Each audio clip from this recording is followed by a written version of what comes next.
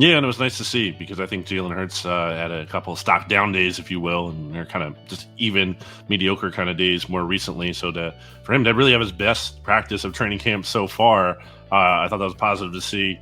Offense clicking a little bit. There's the old adage, and maybe Barrett can speak to this, that the defense being ahead of the offense early in camp. So offense coming on a little bit here. That's encouraging to see.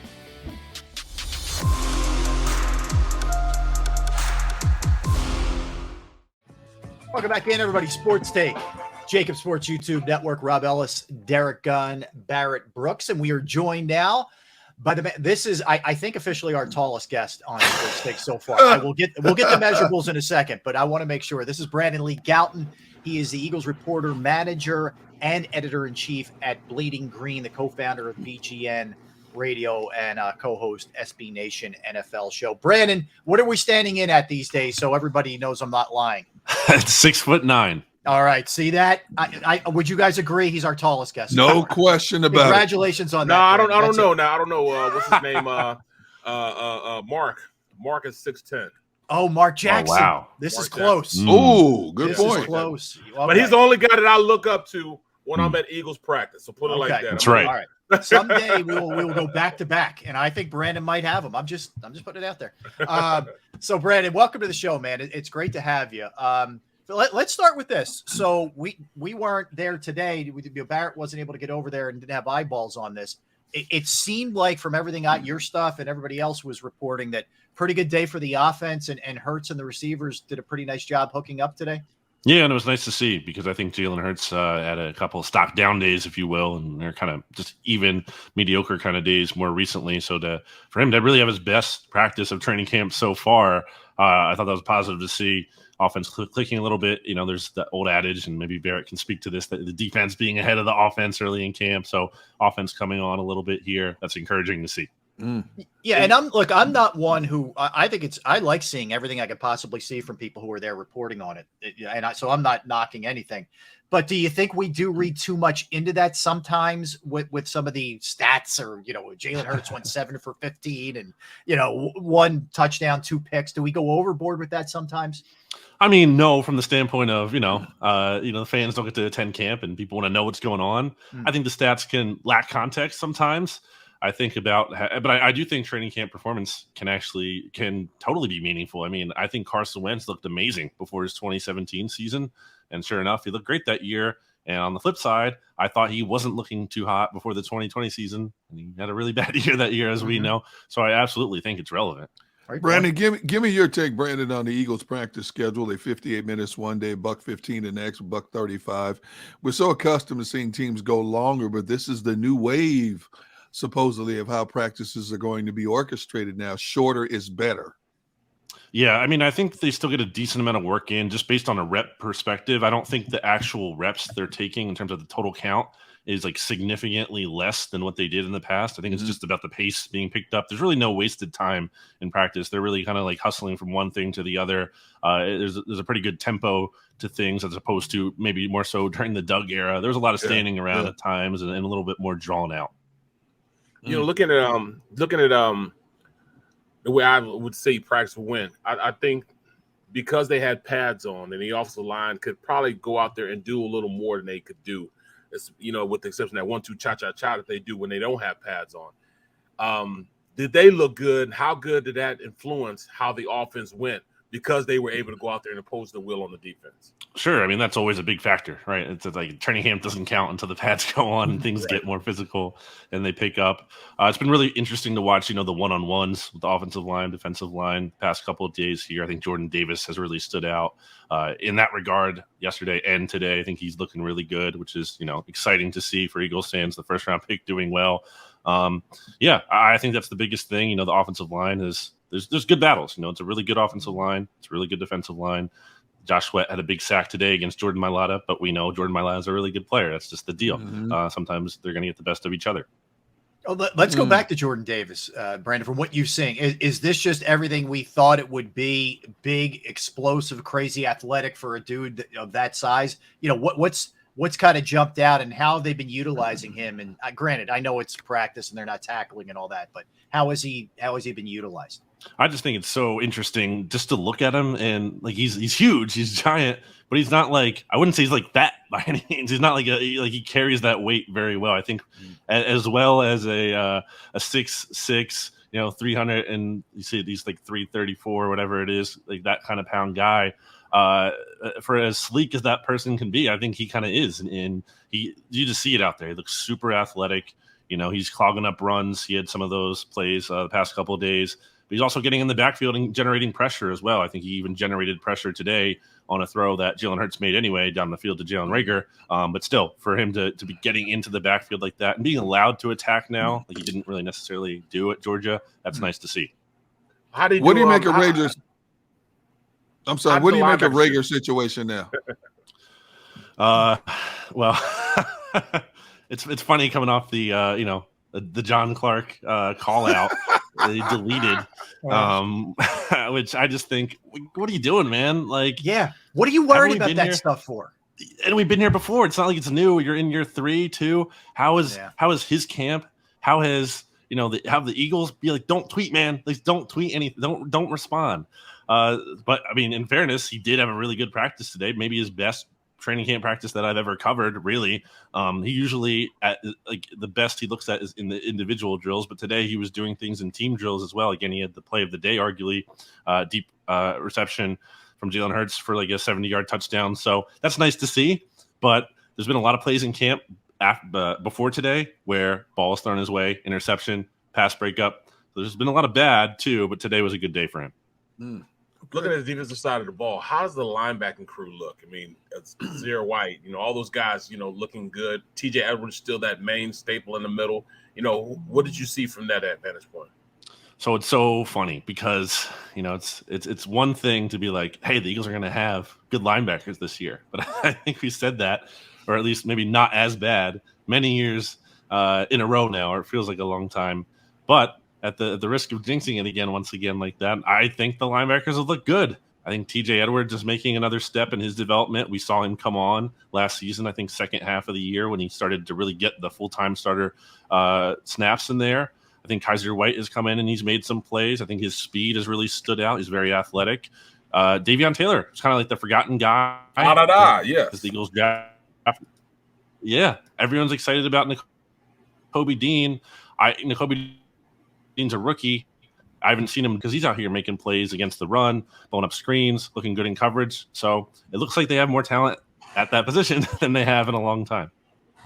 Let me ask you, Brandon, Zach McPherson, a kind of another sort of forgotten guy to an extent, but apparently has had a good camp and was very good today. What are your impressions of him thus far? He did have, again, a contender for the play of the day, I would say, when he was covering John Hightower along the left sideline. He kind of squeezed him out of bounds and went up and jump ball situation. And even though he's a little bit shorter than John Hightower, beat it out and got a pick. The ref who was on the sideline said it was incomplete. Still, good job to make sure the Hightower didn't catch it. That was his good play. Bad downside for him is he did get roasted by Jalen Reagor in the 11-on-11. I think he had a tough defensive pass interference penalty in the one-on-ones, but mixed bag. I think he's a guy that, these are kind of hoping maybe he can be a starter one day or at least be a good backup if, God forbid, something happened to Darius Slay or James Bradbury, who have both been good as well. Brandon, I want to know which side of the fence you stand on because there's so much excitement and anticipation because of the restructuring of this roster, especially on the defensive side. But I said a few moments ago, it's almost a little bit unnerving to be this excited. But when you look at this team, there's so many ifs that hover over this team. If Jonathan Gannon has more of an attacking style, if Jalen Hurts can master this offense and become more efficient in his offense, if Hassan Reddick can equal double-digit sacks the way he has the previous 2 years in Arizona, which side of it are you overly optimistic or cautiously optimistic? One of my biggest things, D-Gun, is like, can they beat a good team? Because they didn't do that at all last year. Like, before we just assume, they're going to be able to, they have all these upgrades. I get that the roster is better, I think, at least on paper. But again, and it's not even that like, hey, can you beat a good team? They weren't even really competitive in those games against the good teams last year. I mean, how many of those quarterbacks went over 80% completion against this defense? It was insane. So I think that's still a big question mark. D-Gun, I've been meaning to talk to you. I'd like to reach out to you about this because everyone obviously reacted in a strong way to your report about. We don't know what you're talking about, Brandon. I have no idea what you're talking about. I just think it's so crazy to me how people ran with the bad day that he had, as opposed to what you said in a more broad stroke. And I'm guessing you weren't basing that just on the one practice that you heard about, that the team doesn't feel great about him. And what I've seen from Jalen Hurts so far is that he's not a bad player by any means. And I don't think anyone out there is seriously arguing he's bad. It's just a matter of, okay, he gives you this decent floor, but how good can he be? And I think from what we've seen from last year to this year, I think you can say he's been a little bit better in training camp. The problem is the Eagles need more than a little bit better. I think they need a night and day kind of difference, and I don't think you're seeing that.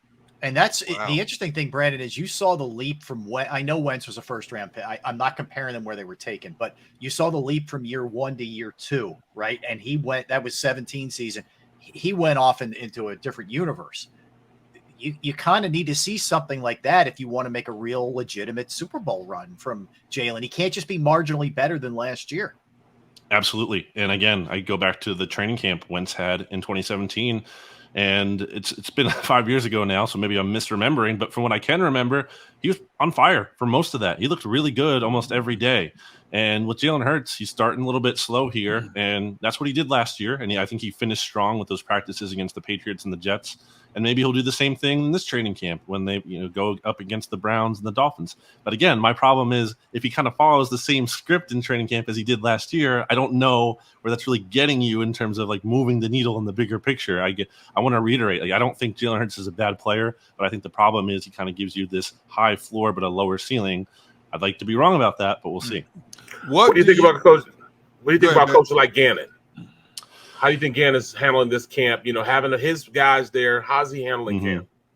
Well, I think Hurts and Gannon are the two biggest question marks on this team. So yeah, again, it's interesting to me because there's been a lot of talk about, are the Eagles a 3-4 defense now? Are they 4-3? I don't think it's about either of those. I don't think it's about doing one thing like that as much as he kind of wants to do a bunch of different formations and packages. And I think that sounds good if you can kind of execute those well, because there's a lot of moving parts there and a lot of, new faces and some new players. So it's about, trying to make that all work.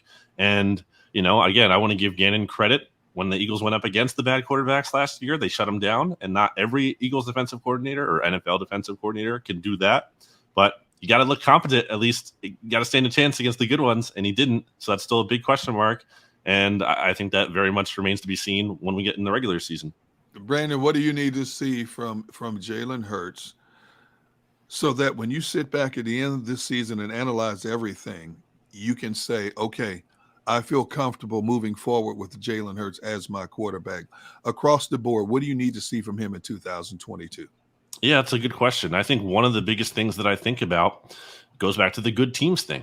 Look at the list of quarterbacks the Eagles have gone up against with Jalen Hurts as their starter. And I know it's not as simple always as the quarterback beats the other quarterback, but it kind of gives you some frame of reference. And I think you look at that list right now and you look at the best players who stand out, and it's either Teddy Bridgewater or it's Matt Ryan, and Matt Ryan on a very bad Falcons team. So I think you need to go up against the big boys. You need to go up against Aaron Rodgers and these other Tom Brady's, these other quarterbacks, and look like you belong and look like you have a chance to beat them. And I think we haven't seen that yet. So I think that's kind of one of the biggest things that remains to be answered. Does he give you a chance, and also, are you winning at times because of him, or is he always just along for the ride, kind of like Jimmy G has been with the 49ers for a long time? You need to win because of him. And Brandon, this may be kind of general, but for you, what's the hold up here? What's holding him back from making that move to the next level for you? I just don't think we've seen him in any capacity be able to handle a high volume passing offense. I mean, the Eagles ran the ball more than any other team in the NFL last year. And that was despite throwing the ball at a crazy pace early in the season. The Eagles in any team, I just don't think are going deep into the playoffs if you have the lowest passing percentage in the league, especially when you just consider who are the best players on this team, like A.J. Brown, Dallas Goedert, Devontae Smith. If you're not being this at least some kind of balanced passing offense, at least like you're in the middle of the league, then I think you're just wasting offensive plays where you're not getting your best players the ball at a very basic level. So I think he needs to show he can handle some kind of higher volume passing offense. It doesn't have to be number 1 in the league, but it can't be 32. I don't like the aspect that as I look at this team and try to focus on, as we go forward with Hurts, he's in a position now where, all right, I can go out there, I can play, and I can have stat line with only 3,000 yards passing. I have 800 yards rushing, but yet we won 11 games, and it won't be enough for him to get a contract or be the Eagles quarterback going forward. To you, is it the statistic line, or is the winning that gives you more of a sense of liking a quarterback and sign a quarterback towards the future? What was your sense that the Eagles are looking for as far as going into the future? Do they need this stat line, or do they need the wins? I think those things are like part of the equation, but aren't necessarily, like a pass fail. Like, does he have 40 touchdowns? Yes. Okay, then he's our guy. And he's 39? No. But I think it's, again, goes back to, are you winning because of him? Because at some point, like right now, Jalen Hurts is on the rookie contract. He's cheap. You can get A.J. Brown. You can, add all these pieces around him because you have that cap space. You have those resources. But as soon as after this season, Jalen Hurts becomes eligible for a contract extension, and you look at what these quarterbacks are getting paid. You look at Kyler Murray, who hasn't even really had a lot of success in the league, especially in the postseason. He's making the second highest annual salary for a quarterback. Like, you're going to have to pay a lot of money, and that's going to kind of hinder the team you can build around him. So I think if you're not winning because of him, and you're kind of just winning with him, and he's along for the ride, well, at some point, you're not going to be able to support him with all those pieces that you continue to win with. I think at some point he has to prove he can win and do it in a way where like they can relate. Sometimes he has to. It's not every game. I'm not asking him to go out and win the Eagles every single game, but there has to be games, I think, where he takes over sometimes. Let's go to the other side again, Brent. And despite maybe the reservations about Gannon, what's realistic for you about this defense when you consider the personnel? I mean, you mentioned what Jordan Davis has looked like thus far. Kaiser White, all of a sudden, real linebackers here. We talk about the Kobe Dean as well, but not just at those positions. Hassan Reddick added, Bradbury. This should be a really good defense. There's a lot of talent there. Yeah, I think the Eagles defense underachieved last year. And it's in the standpoint of like, this is just one metric and take it for what it's worth. But Football Outsiders had them ranked like 25th. And I think that kind of reflects the vibe of like, okay, I don't think Gannon necessarily took the talent he had and made the very most of what he had. Now they added the talent, and I think that raises the bar. I think this needs to be like a top quarter of the league defense with the talent that they have. I think they need to be a top 8 kind of defense at the end of the year. I think he has to find a way, to maximize these players and again, not just let quarterbacks do whatever they want, the good quarterbacks against this team. So the pressure is on him. And I don't know how I feel about it, honestly. If I'm being honest, because it's just, we haven't seen it. And I feel like I can't just give him the benefit of the doubt. We need to go out and see it. You look at Miles Sanders, part of his problem in terms of holding him back, we know he's an electric running back, has been his durability over the last couple of years. He's got that proverbial chip on his shoulder this year because he's playing for a contract. Do you think Miles Sanders will be with this team after 2022? That's a good question, D-God. I lean towards no, because it's just a philosophical approach by this team. They don't invest big resources into the running back position, really, especially money. It's one thing to say, okay, they took Sanders in the second round, but he's still cheap. They're not putting big time money into the running back position. They haven't really done so for quite some time now. So I think Sanders, we know he's efficient, right? We see like 5 point whatever yards per carry. He's been incredibly efficient, looking good in training camp, breaking off long runs. We know he can do that. Okay, that's all good. But at some point, the top running backs in the league, they have the volume too. And that's one area he has not had, to your point, D-Gun, about the injuries and also being able to catch the ball. Like, all that limits your playing time and limits your ability to have that volume. So we need to see him kind of prove those things, because the Eagles also are a team that is not going to just hand him 20 carries a game. That's not how they run things. They like to rotate their backs. But if he's looking good, he can kind of like, be like, hey, no need to rotate as much. I'm the guy. So that's up to him. Brandon, who returns punts and kicks, man? Because this is an area where we debate this all the time.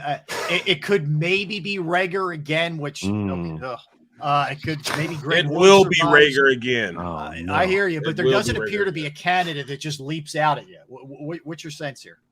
Yeah, I mean, Rager's been the first guy up in punt returns, and Oh no, I don't feel good about it because, I mean, are we forgetting the Bucks game? No, I mean, we're that really not. bad muff. Like, are we really going to do? And he wasn't good last year. And to be beyond the muff, like the average was not good either. Yeah. So I don't really love that. I don't know what other options you have that are on the team that are great. You can say like Britton Covey, but I don't know if he's making the roster. No, and then there's kick not enough returner. room for him. Yeah, that's what I mean. So I don't even know if you have a guy on the roster.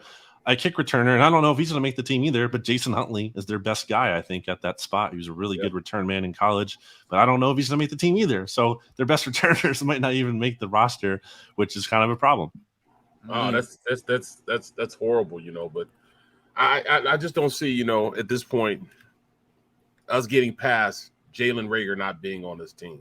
I've already internalized it and thought about it. He's going to be on the team, so woosah. But I don't know. But I mean, is there a chance he might get traded though? Because there's a lot of teams right now. Even Dallas is in need of a receiver. Now we just heard that Denver is in need of a receiver. Do you think he has any worth in the league? Can Howie pull off the impossible? He's done it before. I feel like he would be gone by now if he had any kind of worth. I mean, I don't think they've been wanting to keep him around as much as they've been. If they can get anything kind of decent for him, as long as it's not like a 7th round conditional pick or something like that, I feel like he'd be gone. Maybe I'm wrong, but he's been bad. So, Brent, what's your sense with all? It feels like uncertainty certainly at some spots, but divisionally. And we were talking about the NFC East before you came on, and going through the positives and negatives of all 4 teams. Where do you think the Eagles fall in the ranks there? Well, we all know. It's the tired trope. There's no repeat winner in the NFC since 2004, which is crazy. But yeah, I mean, I think Dallas, as we probably all do, have taken a step back this year. They lost Amari Cooper. They have what I feel like is a lame duck head coach, and they basically just want to hire Sean Payton, but they're waiting out. They're playing out the string with McCarthy. I can't think of them having like a good vibes offseason. It's been really quite the opposite. But at the same time, you have to kind of reconcile with that. They have the best quarterback in the division, so it's like how much stock and also most proven. I mean, most proven, and also look at their schedule. Like we talk about the Eagles having the easy schedule, Cowboys isn't like super tougher, much more tougher, and like just go from a standpoint of okay, which quarterback would you rather have, Dak or the opponent? And you would end up probably with Dak in a lot of their matchups this year. So I still think they're going to be hanging around there. Washington, I can't take super seriously with Carson Wentz there. He's reportedly been struggling in camp. I'm not surprised. And then you have the Giants, who they cut James Bradbury. They made their team worse. I think they really know what the situation is there this year, and they're in a spot where it's kind of a throwaway year for them. So, the Eagles and Dallas should be vying for that top spot. I would assume, it's hard to just say for sure the Eagles are going to run away with it or take it over, considering they haven't beaten Dallas in a bit, and they've quite frankly struggled against them when Jalen Hurts has played in both of his starts against them. So that's kind of really one of the big things to prove this year. Like, can you actually beat Dallas? Quick question: How did BG look? On one-on-one. Oh yeah, how did he look, man? I mean, honestly, he said I think he felt like he never got hurt, and he looks that way. I mean, he looks great. It's awesome to see. He's been good in team drills, everything. And it's really it's great because some of these guys, they come into camp, they take some time to even practice. They're a little bit limited. No, he's been full go since day one, and there's been no signs of him lingering injury effects. Wow. Oh, what we haven't asked you is Nick Sirianni. It's funny the way it works with this team. We go through Hurts, and then we go Gannon, and then there's 4 or 5 other things before you get to the head coach, which is rarely ever the case in Philadelphia. But what's your sense of Nick going into the second year, the job that he did last year, and where's your belief level in him? Yeah, it's a good question. I mean, at some level, what does he do? Because he's not calling the plays. You know what I mean? At least anymore. Obviously, he contributes to the game planning component to it all. But he's more of a CEO kind of head coach. And my question with Nick Sirianni is where does he give the Eagles an edge? And I think you can kind of point to some of the locker room stuff, the buy-in. It seems like the players like him and they're having fun. And there's a positive culture here. And I think we saw some of that manifest last year with the way they're able to rebound from starting out 2-5. But when it comes to, maybe the X's and O's and everything, again, where is the big edge that he gives them? You can say, okay, maybe it's the flexibility from their willingness to be able to pivot from the passing to the run game this year. And that's nice, but again, you're going to have to ramp up this passing offense. And can he do that? I don't know. So I feel like in the middle on Sirianni. I think kind of not totally dissimilar to Jalen Hurts. He gives this Eagles a floor. I don't think he's a bad coach by any means, but I don't know how great of a coach he is. And I'm looking to see him kind of give this team an edge in somewhere. Is that our expectations? I mean, is our expectations just too high for everybody, being here in Philly? I mean, yeah, it's Philadelphia. But at the same time, they made a bunch of moves. The pressure the expectations should be high. You finished last season as a playoff team. You made the 7th seed. Okay. Now you added all these pieces. The expectations should go up. Mm-hmm. Well said. Well said. When you look at Quez Watkins, what have you seen from him? Obviously, he has a lot of potential. And we don't hear a lot of people talking about him. Have you been able to kind of size him up and get a gauge over the past few days in terms of what you're seeing from him? Well, he's talking about him too, saying he's the fastest player in the NFL. Yeah. And he is pretty fast. I'll give him that. But it's not just that. I think, a lot of times you think about a speed receiver and how they might get pigeonholed into just being, a burner and can't really do anything else. I think he's really good, especially for a player with, not some kind of A.J. Brown body for being a jump ball guy. He's really good at that. And I think he can also get yards after the catch. We saw him as just the preseason last year, but he took off in that Steelers preseason game. And he actually did it in his rookie year, too, against the Cardinals, I believe, for a touchdown at one point. So he can do that. As route running, I mean, he's been eating up Avonte Maddox in the slot during one-on-one. So I think there's a lot of good things about Quez. He's just not a volume guy. I don't think he's ever necessarily going to be a 1,000-yard receiver, but I think he gives you that big play threat, a nice complementary piece behind A.J. Brown and Devontae Smith. Okay. Brandon, loving the work, man. Keep it up. Britt does a phenomenal job with Bleeding Green Nation, Eagles reporter, manager, and editor-in-chief. And you can follow him on Twitter at Brandon Gowton, Gowton. Brandon, love to have you back on, man. Thanks for the insights today. Appreciate it, man. Definitely. Take it easy, guys. Appreciate you, brother. You got it, Brandon. All the best, man. All right. So, guys, let's come back. Let's sort of marinate on some of those things. I got a little Phillies injury news, which isn't great, which I'll marinate on those Cheerios and milk. Oh man, and I don't know. I might have some injury news after eating Cheerios with milk. But we'll do that when we get back and hit a bunch of other stuff. Some Tiger. I'll give you a little Tiger fun fact as well when we get back. So don't move. Barrett Brooks, Derek Gunn, Rob Ellis. We are Sports Take, JAKIB Sports YouTube Network.